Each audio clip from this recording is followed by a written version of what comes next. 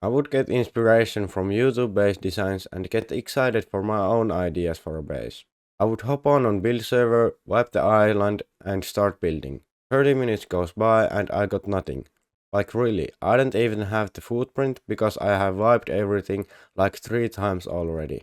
This would go on for a little bit more because I thought I could make something work. However, finally after 1 to 2 hours, I would hop off and go to sleep thinking about bases, ruining my sleep as well. In this video, I'm going to share a bit of my knowledge so you don't have to struggle as much as I did. Or actually, I still struggle a little bit, of course I do. I spend a long time on every base design I build, but I can still help you. This is actionable step that you need to do right now. Take a pen and piece of paper or just write them up on your PC and list everything you want in your base. For example, you could want to build a large group base that is a pancake.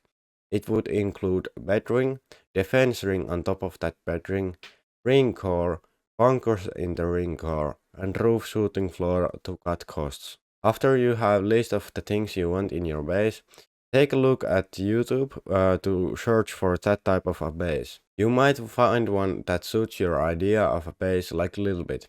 It's a pancake and it has a ring core, but that's about it. Sweet! Now you have a little example that can back you up if you need it. Step 2. Visualizing the base. This step is very important for me, but it might sound weird for you. It helps me to get full vision of the base and how things would approximately be. Just take the largest concept or things you have on your list and imagine how they would look. Visualize the footprint they are built on and how the core looks like. After you get the grasp of big things, now try to mix up some little things in there. If you struggle with this step right now, after a while it becomes easier and easier to do. You might find yourself doing this in bed as well, and well, it can be annoying, but I suggest that you write or draw the things up that come to mind about the base. This will help you the next time you build. However, bear in mind that 90% of these ideas are not viable, but you should try to build them anyway. Step 3. Building the footprint. Now when you have clear vision of the base, you might already know what footprint type you will choose. If you don't, just go with one that you like the most or sounds the best. At this point, you might already have gone to look for ready footprint, so you wouldn't have to go through the struggle of building one.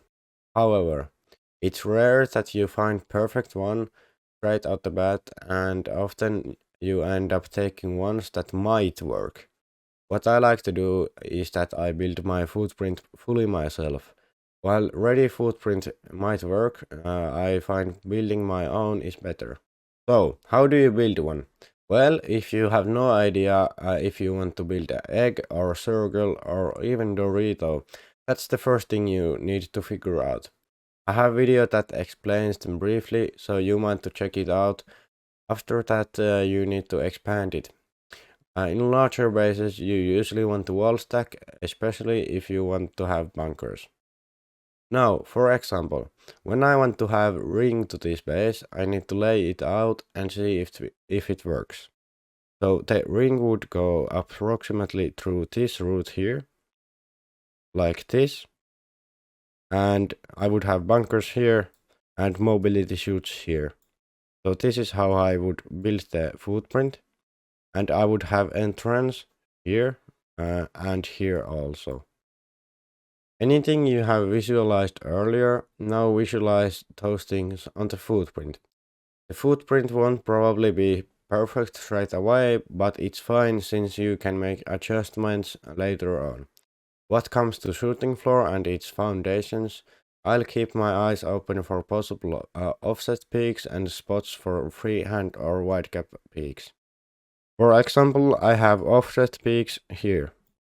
However, you don't need to worry about it that much at this point, just make sure that it's possible to build one that's reasonable.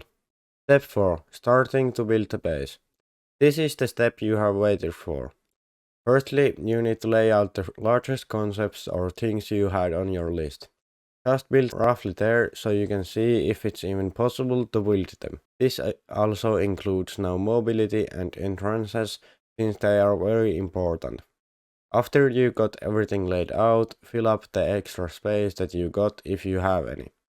Now the base is probably bad at this point, but what you need to do is relentlessly build the things you struggle with over and over again.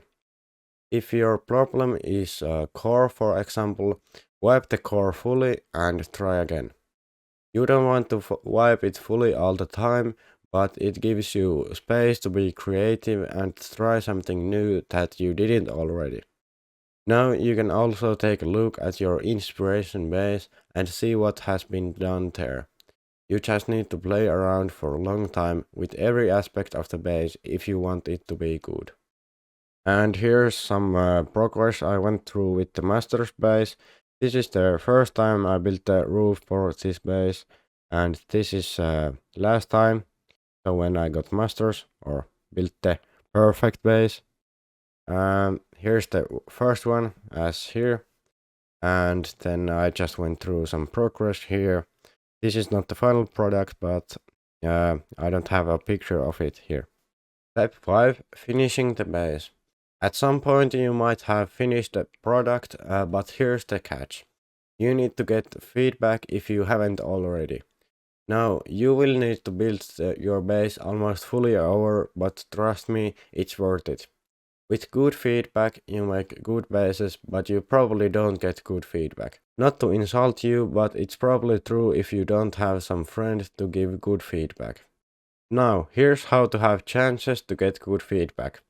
Make a good showcase of the base in good lighting. This means don't take a blurry screenshot grid away in the dark of the base just because it looks cool.